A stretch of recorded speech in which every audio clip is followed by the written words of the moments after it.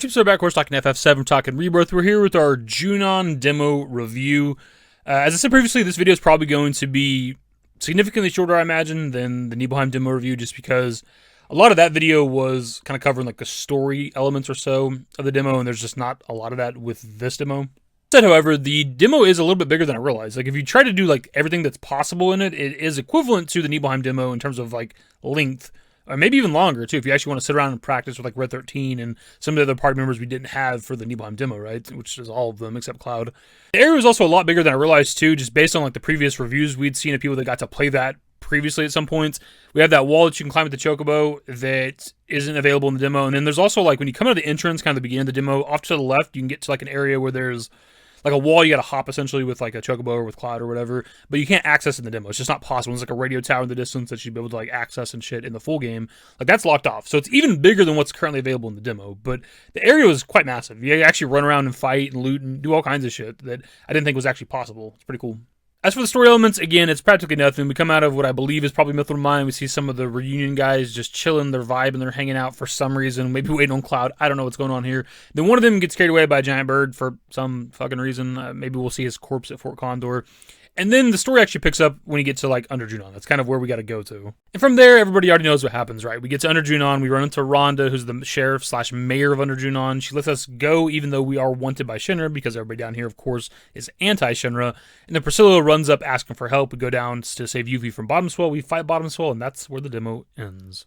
And again, that's pretty much it, right? You can actually explore Under Junon a bit. Like, you can stray from the path slightly, go into some of the buildings, like the weapon shop and the item shop, and there's like a bookstore or something. But then there's certain buildings that when you try to go into them, it's like too far from where you're supposed to go, so it'll turn you around and make you walk the other way and shit.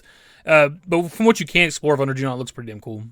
And from there is pretty much everything else the demo has to offer, which is pretty much exploration and combat. The first thing they introduce you with is the Chocobo, which is, there's a lot of cool things here. The Chocobo moves faster than you do. It can find items. There's a Chocobo whistle that you can call it. You can call it kind of anywhere. You can even be swimming around in the water and call it Chocobo.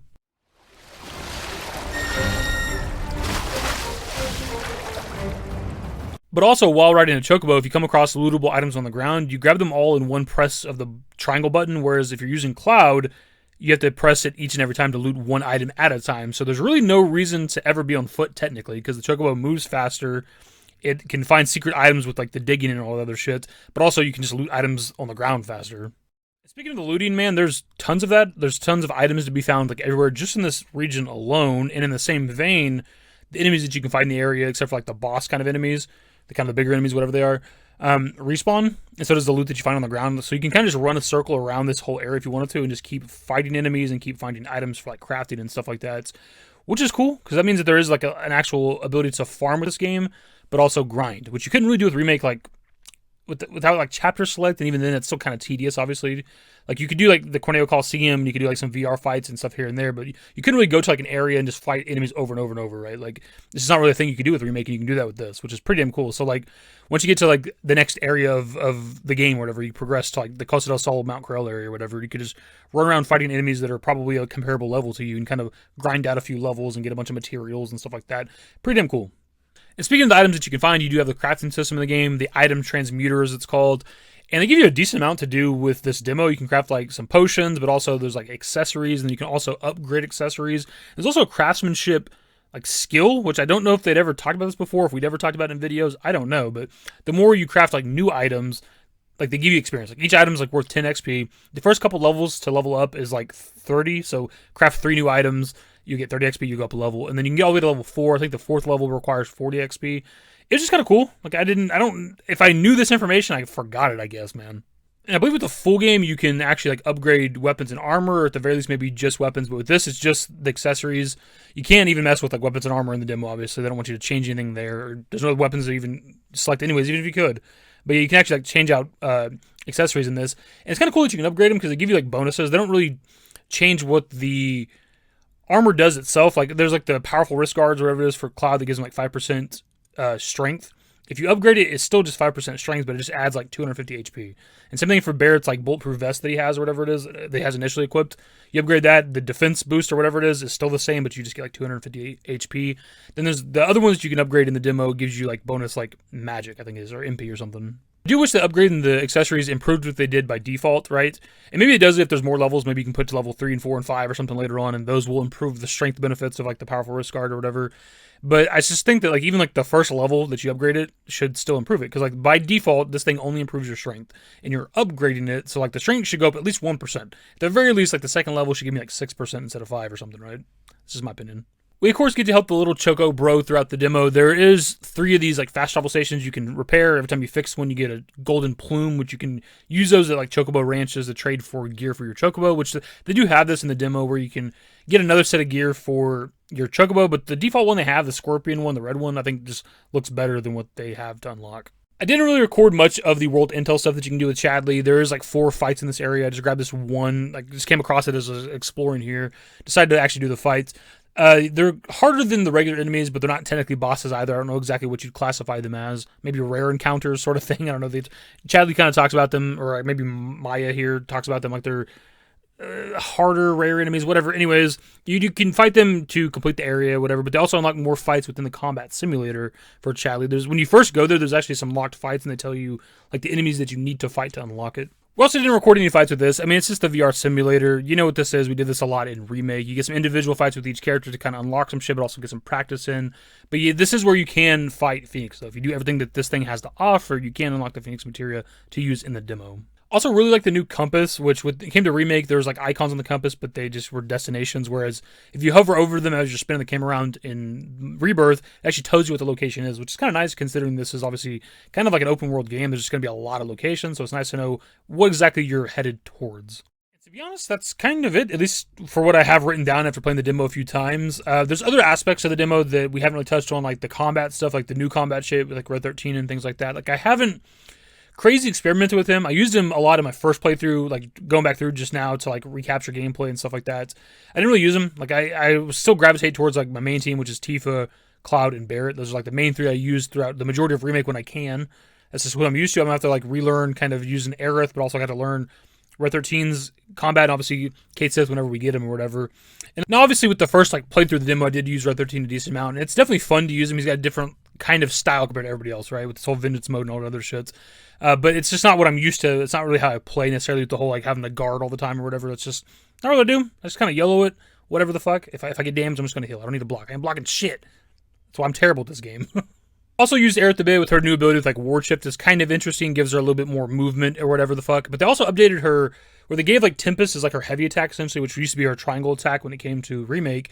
But if you do a fully charged like Tempest hit, it summons the Fleeting Familiar, which is that little like butterfly that attacks with you, which is kind of cool because I actually use that a lot whenever I'd use Aerith in Remake as kind of like just another like DPS, another just thing that's doing damage to the enemy throughout the fight, right? And it's kind of cool that you can just summon that anytime. Just gotta do a fully charged heavy attack and you get the little butterfly to do extra damage. When it comes to Barret, I think he's relatively unchanged, at least from what he was in Remake, where it's still, you know, triangle for overcharge, and like whenever it isn't fully charged, you can hit triangle to charge it or whatever, and then you just hold down square for like a constant stream of fire.